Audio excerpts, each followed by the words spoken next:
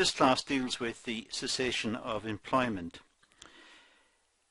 This is a big topic and it's spread over 2 videos. However, the material that we cover is straightforward and should not pose a big problem. It's more a question of going across the videos, making your own notes, stopping the videos, winding it forward, winding it backwards, and making sure that you have a good set of notes at the end and are capable of taking on this as an assessment topic. So to start, employees do not stay in one job forever. All employments come to an end at some stage. It could be that people leave perhaps to get a better job, or leave because of family circumstances, or they may leave because the employer is unhappy with them. They may be dismissed from working in that organisation. Or of course they may leave because they simply wish to retire and not to work anymore.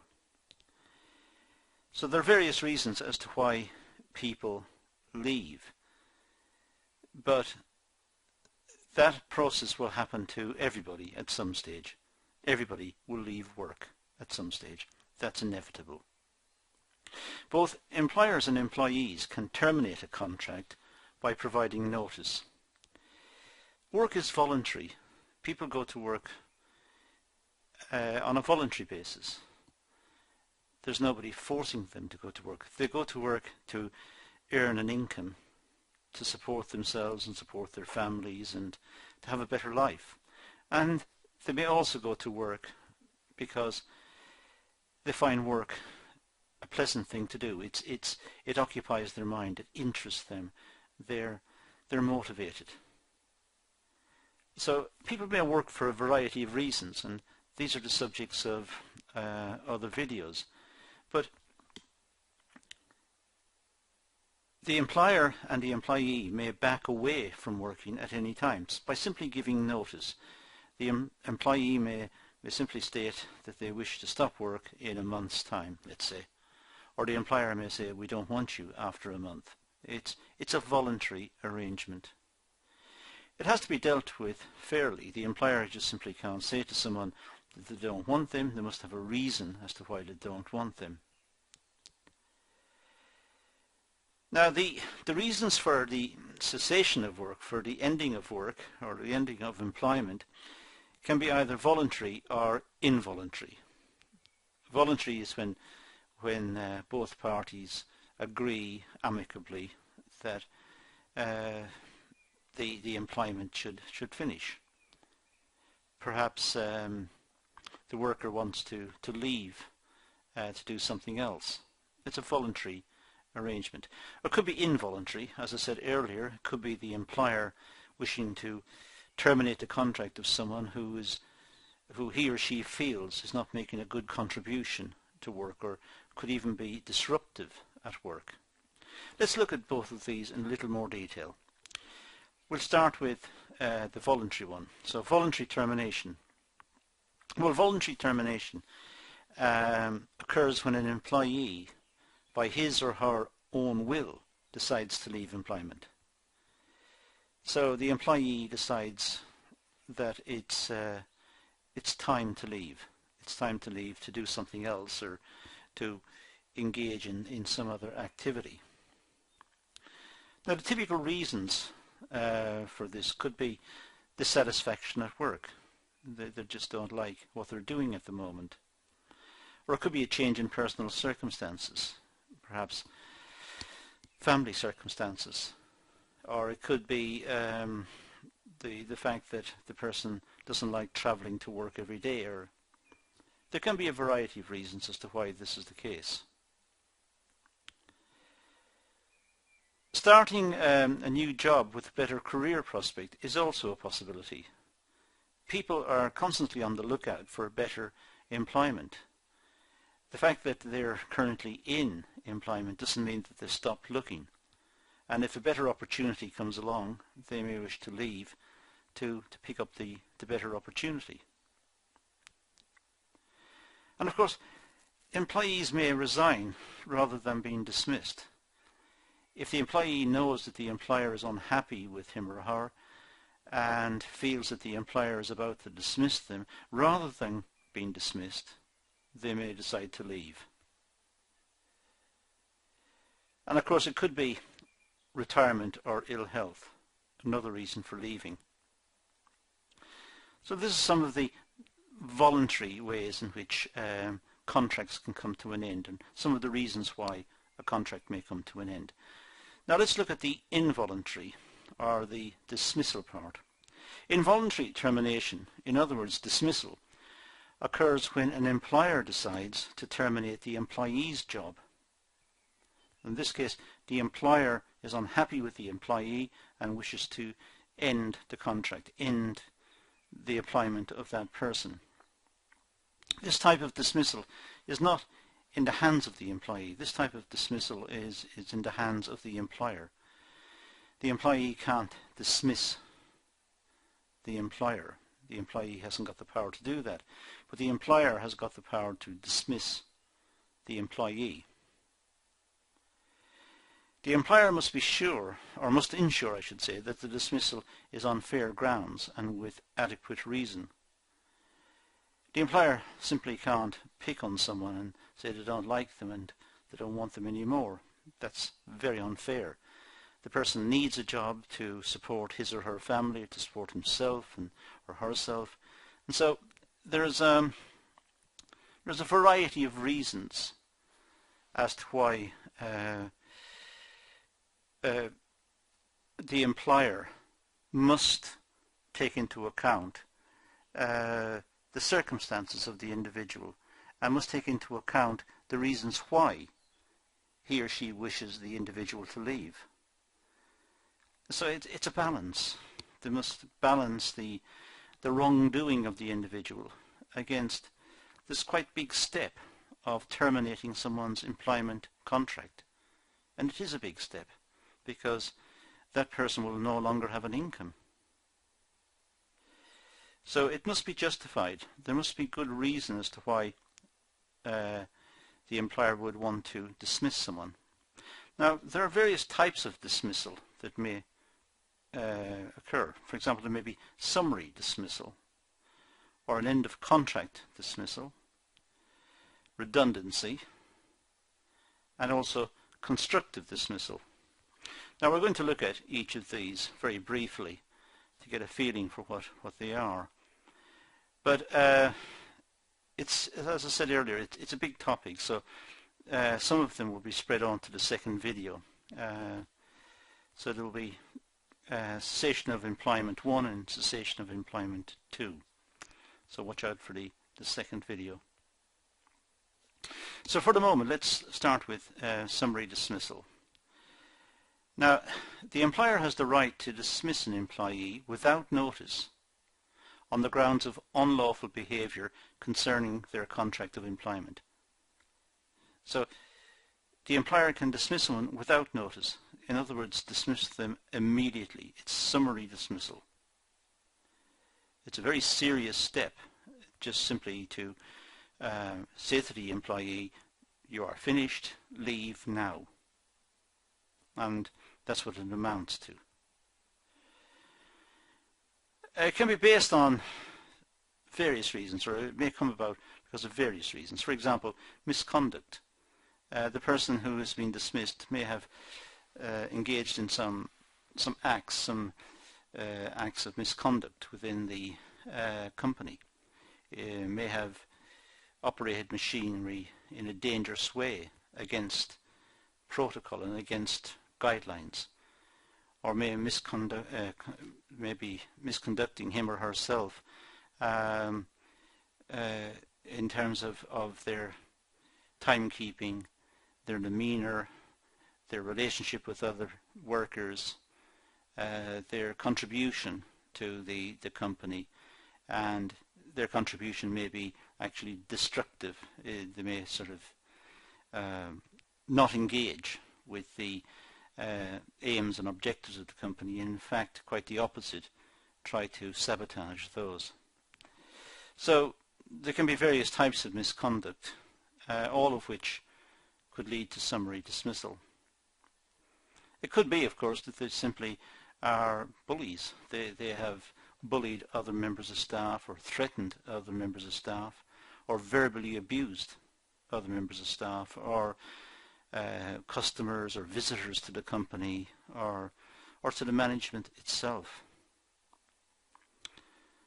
Perhaps they were under the influence of drugs or alcohol, in which case they would be dangerous on the premises. They could endanger the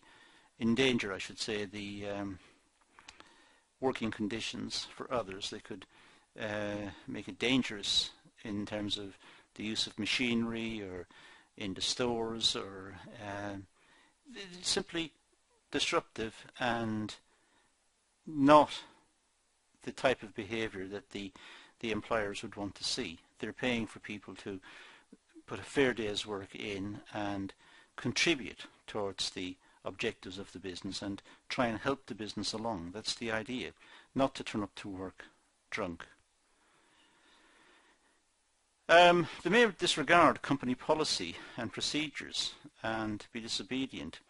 Now, companies have rules. The country has rules. If we break the laws in the country, the police will investigate us, and the criminal system will be involved and may be punished if we break the rules. Well, companies have rules as well.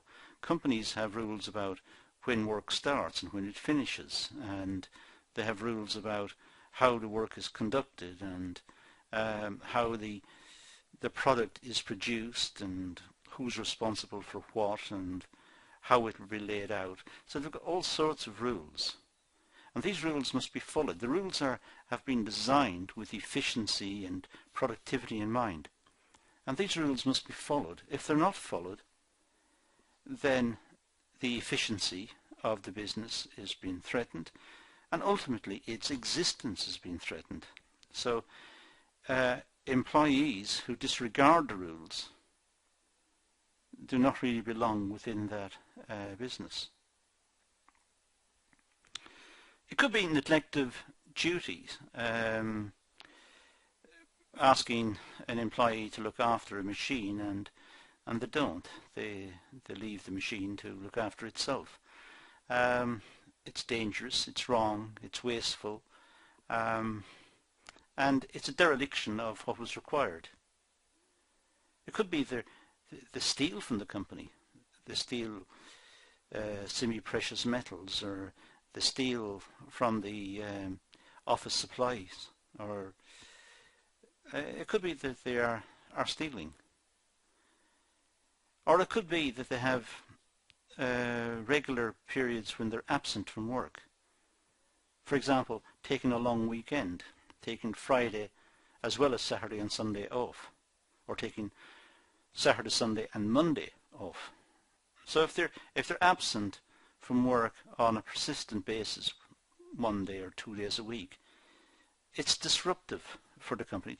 It's disruptive for the organization of the business, and that sector where they're working will not perform well. So they may be summarily dismissed. In short, they may have some issue with the job. They don't like the job. They have poor performance. They don't apply themselves. They're not interested. They are doing it begrudgingly. They are doing the job simply because they get paid. They're not interested. They don't want to be interested. And they don't really make any positive contribution over and above the minimum that's required. So they are not good members of the team. So for summary dismissal, notice of dismissal, dependent on the seriousness of the misconduct.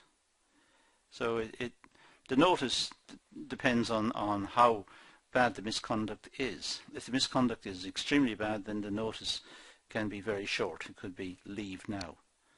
If the misconduct is not that bad, it could perhaps leave at the end of the week or leave at the end of the month. An employer's duty is to provide in writing a valid reason for the employee's dismissal and why the decision was taken. The employer really should have some evidence to back up what he or she is saying as well. It could be the testimony of other workers or of the line manager. It could be some whatever evidence that they can collect.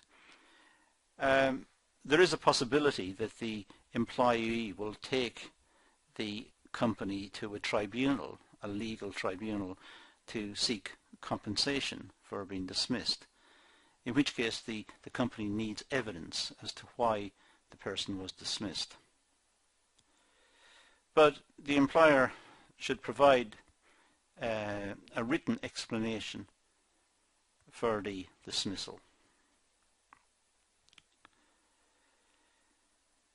Now, a second type is the end of contract dismissal. So this is at the end of a contract. This is when an employer and an employee have a contract to the employee works for a certain period. That's the contract. The contract is a one-year contract, and at the end of the year the contract lapses. Sorry, I've looked at summary dismissal earlier. Beg your pardon. End of contract. Okay. Now, all implied and expressed terms in a contract have been met by both parties. So, in this case, the employee has been hired for, let's say, a year to perform a certain task, to undertake a certain job or a certain piece of work, and at the end of the year, the job is completed, and both parties have honoured their parts of the contract. Both the employee and the employer have to give sufficient notice of termination before the employee contract can be dismissed.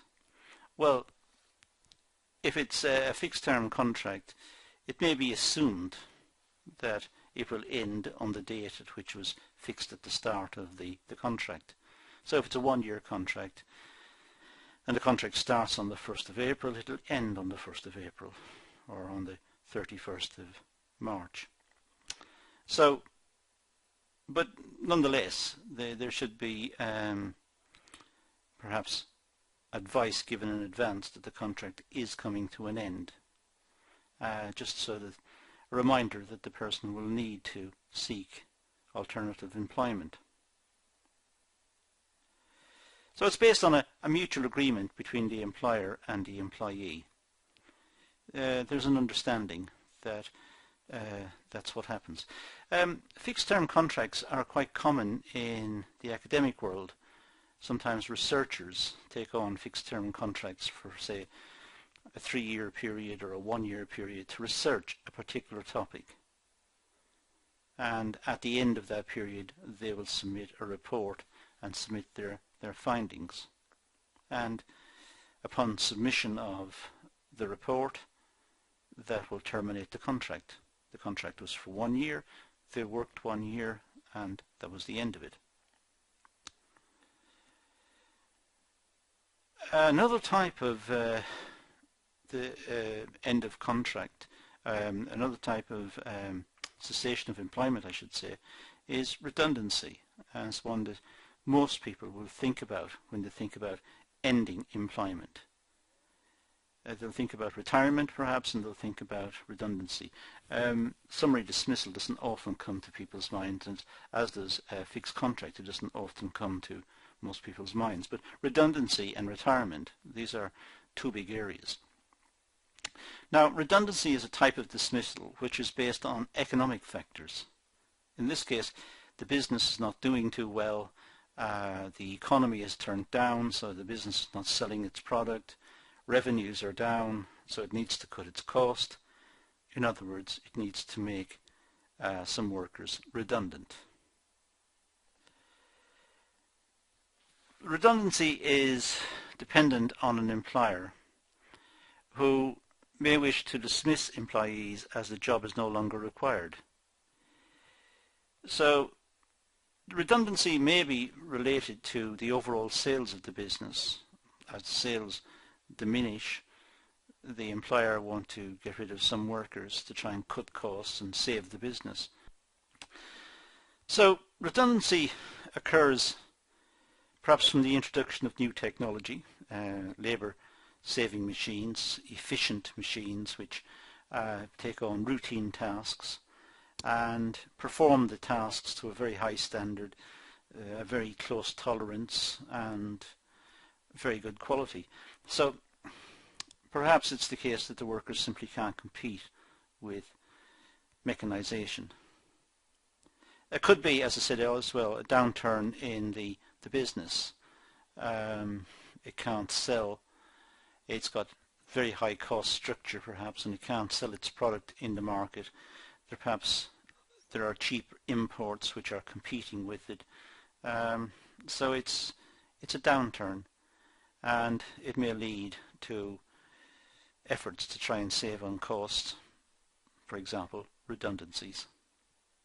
It could also be the case that companies merge. Companies merge for a reason, and one of the reasons may be to rationalise production and rationalise their operations. In other words, make better use of their resources, including labour. So there may be some workers who are no longer needed. Perhaps they were duplicated, so they were no longer needed, and the merger means that redundancies would take place. The business may be restructured. It may be restructured totally. It may be that the product is seen as out of date and a new innovative product is going to be introduced, or the business is going to have to relocate to a new part of the country or to a different country perhaps to try and save costs. So it may be looking at a total revamp of the company or relocation of the company. Any of these factors may lead to redundancies. And of course the big one is where the company is actually insolvent, where the company is bankrupt. The company can't pay its obligations, it can't meet its costs. Its revenues are less than its costs, so it must close down, leading to redundancies. There is redundancy pay associated with redundancy, and the amount of pay that the workers will receive as a consequence of redundancy depends on the length of service in the employment. The longer they serve, the more redundancy pay they will get. It will also depend on the age of the employee and on the monthly wage. So these factors determine the amount of redundancy pay that workers will receive if they are made redundant. Now, this session is one of two, as I said before, so there is a second video looking at other types of cessation of employment, end of employment. So please look at the second video and make notes from there as well. But for the meantime, I'm going to finish this one and say thank you for watching.